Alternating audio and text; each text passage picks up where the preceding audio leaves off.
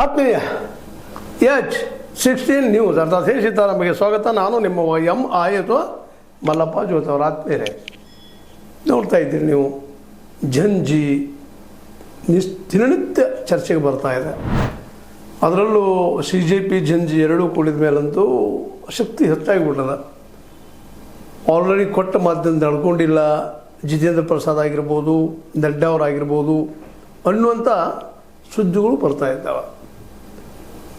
ಇದನ್ನು ನೋಡಿದ್ರೆ ಏನಾಗಬಹುದು ಅನ್ನುವಂಥ ಆತಂಕನೂ ಸಹಜದ.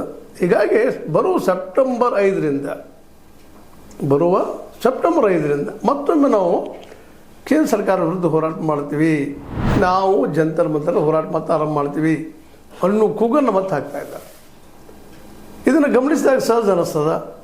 ಮೋಸ್ಟ್ಲಿ ಇನ್ನು ಒಂದು ತಾರ್ಕಕ್ಕೆ ಬಂದು ನಿಲ್ತದೇನೋ ಎಲ್ಲ ಅಂತೆಲ್ಲ. ಯಾಕಂದರೆ ಮೊದಲಿನ ಒಂದು ಶಕ್ತಿ ಇವತ್ತು BJPಯಲ್ಲಿ ಉಳಿದಿಲ್ಲ ಅನ್ನುವಂಥದ್ದು.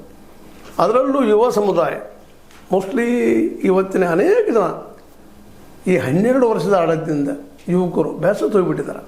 ಭಾಳಷ್ಟು ಆಸೆ ಮಾಡ್ಕೊಂಡಿದ್ರು ಅವರು, ಇಲ್ಲ ಕಾಂಗ್ರೆಸ್ದ ಭಿನ್ನವಾದಂಥ ಆಡಳಿತ ಕೊಡ್ತಾರೆ, ನಮಗೆ ಒಳ್ಳೆಯ ಆಡಳಿತ ಸಿಗ್ತದೆ, ಅದೇ ಕಾಲಕ್ಕೆ ನಾವು ಗೆಲ್ಬೋದು, ಮಾಡ್ಬೋದು, ಏನೋ ಆಗ್ಬೋದು, ಒಳ್ಳೇದಾಗ್ತದೆ ಅಂತ ತಿಳ್ಕೊಂಡಿದ್ರು.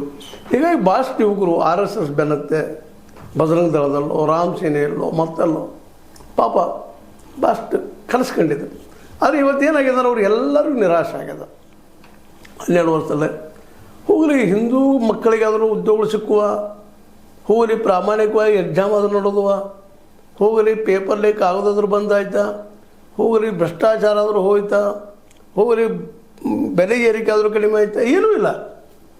ಅದರಲ್ಲೂ ಎಲ್ಲ ಪ್ರೈವೇಟೈಸೇಷನಾಗೆ ಖಾಸಗೀಕರಣಾಗೆ ಎಲ್ಲ ಕಲಿಕೆಗಳು ಇವತ್ತು ದುಡ್ಡಿಗೆ ಮಾರಾಟ ಆಗುವಂಥ ಪರಿಸ್ಥಿತಿ ಬಂದುಬಿಡು. ಕಾಂಗ್ರೆಸ್ಗಿಂತಲೂ ಭೀಕರವಾದ ಪರಿಸ್ಥಿತಿ ಇವತ್ತು ಬಂದುಬಿಡುತ್ತೆ. ಅಟ್ಲೀಸ್ಟ್ ಕಾಂಗ್ರೆಸ್ ಟೀಕಾ ಮಾಡಿದ್ರೆ ಸ್ವಲ್ಪ ಏನಪ್ಪ ಅಂತಂದ್ರೆ ಅದಕ್ಕೆ ಒಂದು ಸ್ವಲ್ಪ ಬಗ್ಗೆ ಹೋಗುತ್ತಿದ್ದಿಲ್ಲ. ಕೊನೆಗೆ ಜಂತರ ಮಂತ್ರದಲ್ಲಿ ಹೊಡೆತನ ಕೊಟ್ಟರು ಯುವಕರಿಗೆ, ಜಂಜಿಗಳಿಗೆ ಮತ್ತು CJPಗಳಿಗೆ. ಆದರೆ ಅನೇಕರು BJP ಜನ ಇದ್ದರು, RSS ಜನ ಇದ್ದರು, ಅವ್ರ ಮಕ್ಕಳಿದ್ರು ಅಲ್ಲೇ. ಅವ್ರಿಗೆ ಇವತ್ತು ಭ್ರಮನಿರಸನ ಆಗಿದೆ ಎಲ್ಲ ವಿದ್ಯಾರ್ಥಿಗಳಿಗೆ. ಇವನ್ನ RSSಲ್ಲಿ ಅನೇಕ ಯುವಕರು ಬೇಸತ್ತಿದ್ದಾರೆ. ಚುನಾವಣೆಗೆ